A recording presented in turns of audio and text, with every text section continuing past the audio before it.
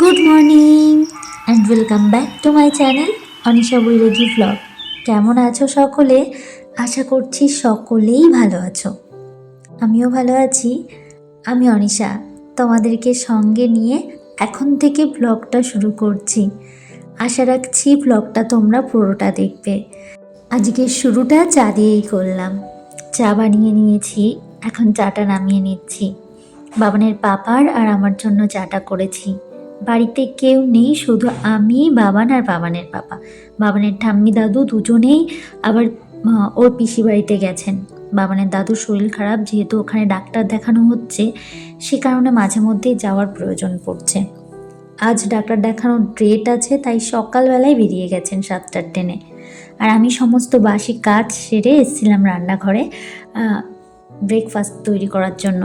দুটো ডিম সিদ্ধ করে নিয়েছি, চা নিয়ে নিয়েছি, আর একটা ডিম ভেজে নিয়েছি। ডিমটা ফেটে গেছিলো, তাই ভেজে দুটো ব্রেড দিয়ে বাবানের পাপাকে দিয়ে আসবো।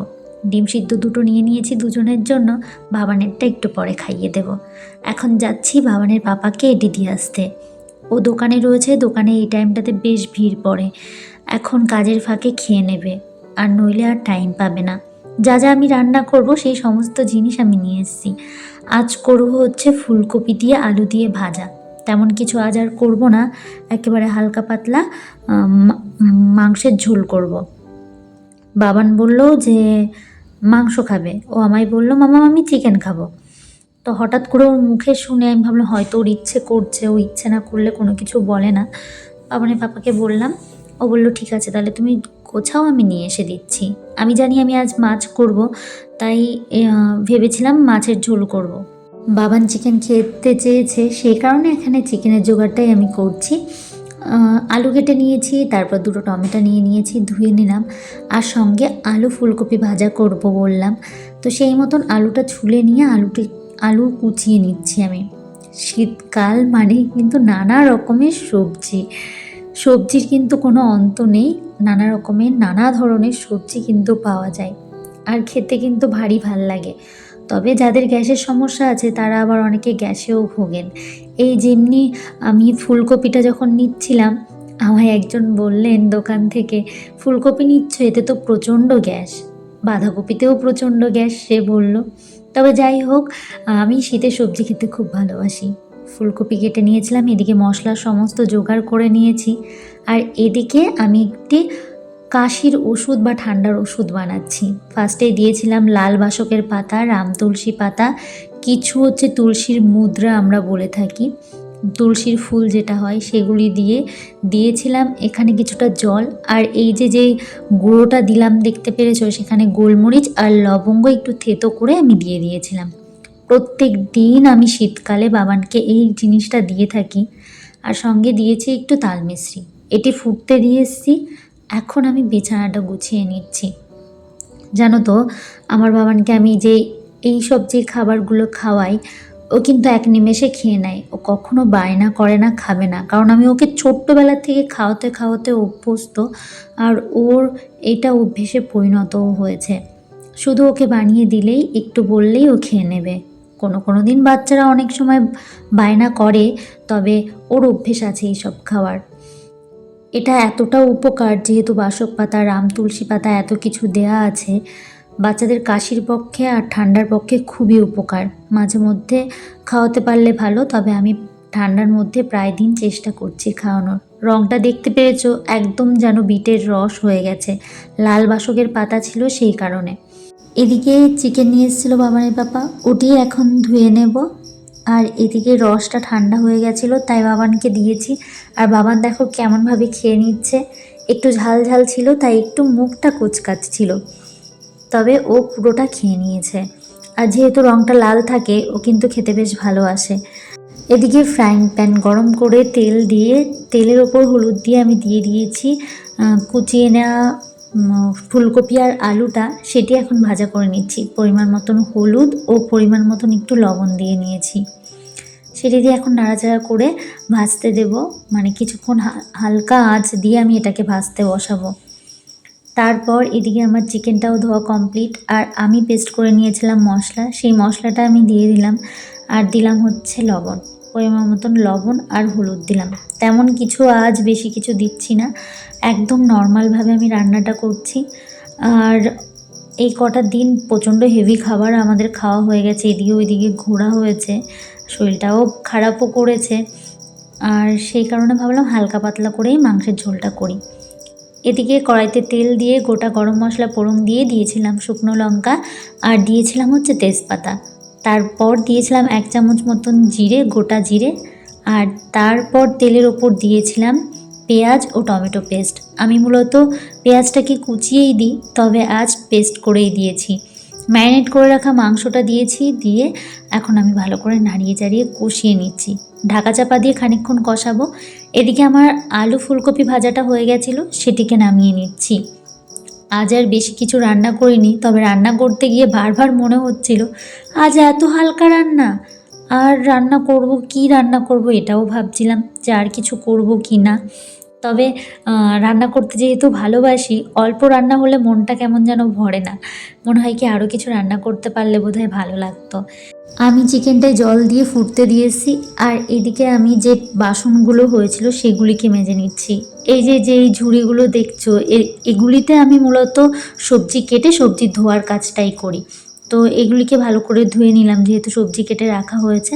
তো পেঁয়াজ টেয়াজ কেটে ধোয়া হয়েছিল, সেই সমস্ত জিনিস সেগুলো আর কি ধুয়ে রেখে দিচ্ছি। আর প্রত্যেকটা সময়ের কাজ সময়ে করলে বা যে জিনিসটা আমি ব্যবহার করছি সেই জিনিসটা আমি যদি তখনই ধুয়ে রাখি না, তবে কিন্তু ওই পড়ে থাকা বা নোংরা হয়ে থাকার জিনিসটা হয় না আমার মনে হয়। আমি এদিকে ভালো করে বেসিনটাও ক্লিন করে নিচ্ছি। ওই যে সংসারটাকে তো প্রচণ্ড ভালোবাসি, যতটা যে জিনিসটা পরিষ্কার পরিচ্ছন্ন করে রাখতে পারবো ততটা আমার মঙ্গল, বা যতটা আমি যত্নশীল হতে পারবো সে ততটাই আমার সঙ্গে সাথ দেবে, বা ততটাই টেকসই হবে সেই জিনিসটা। এখানে আমার চিকেনটাও কমপ্লিট, গুঁড়ো গরম মশলা দিয়ে আমি নামিয়ে নিয়েছি। গরম মশলাটা গামলার ওপরেই দিলাম। এবার গরম মশলাটা ভালো করে মিশিয়ে আমি রেখে দেব।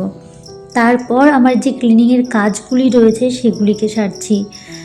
আমার রান্নাঘর ক্লিনিংয়ের কাজ তো প্রত্যেক দিন থাকেই।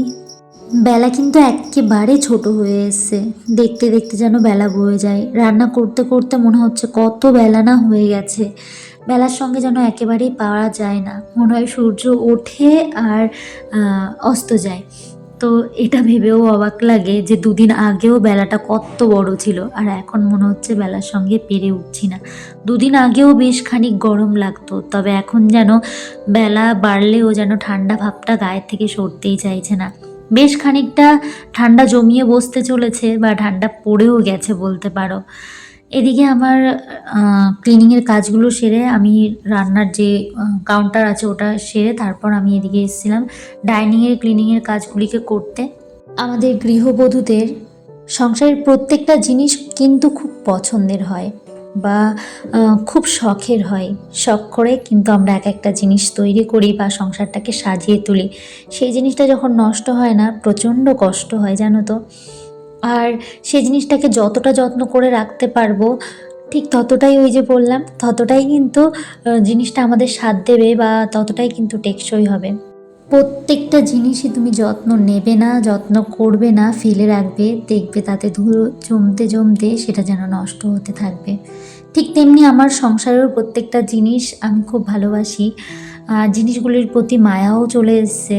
যতটা পারি চেষ্টা করি গুছিয়ে গাছিয়ে মুছে রাখার।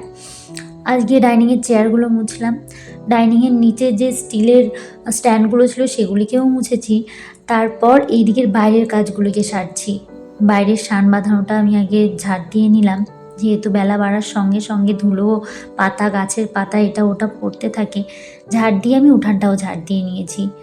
আর এখন বাবানের খেলার জায়গা মূলত এটি হয়েছে। এই সোফার উপর ও সারাটা দিন খেলাধুলো করে, আর বারবার আমাকে এসে এই বেডশিটটাকে ঠিক করে দিতে হয়। যেহেতু সোফার একটা কভার নেই, এই বেডশিটটা দিয়ে এটিকে অগত্যা এইভাবে ঢেকে রাখতে হয়।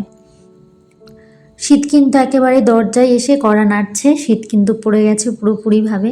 সেই কারণে আজ আমি সোয়েটার পরেছি। মূলত সোয়েটার পরছিলাম না, তবে আজ আর না পরে পারলাম না।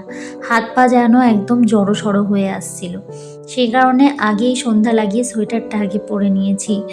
তারপর এদিকে বসিয়ে দিয়েছি চাটা করব। চা না হলে আমার একেবারেই চলে না। সকাল সন্ধ্যা আমি যেখানেই থাকি না কেন চা আমায় দিতেই হবে, মাস্ট। তো যাই হোক, সেই মতন ঠান্ডার সন্ধ্যায় গরম গরম চা। আর এরপর আমি এদিকে নিয়ে নিয়েছি আটা। বাবানের পাপা এগুলি বাজার থেকে নিয়ে এসেছিলো দুধ, দই ও একটা বোরোলিন। বোরোলিনটা আমার জন্য ছিল, বা বাড়ির জন্য, সকলের জন্য ছিল।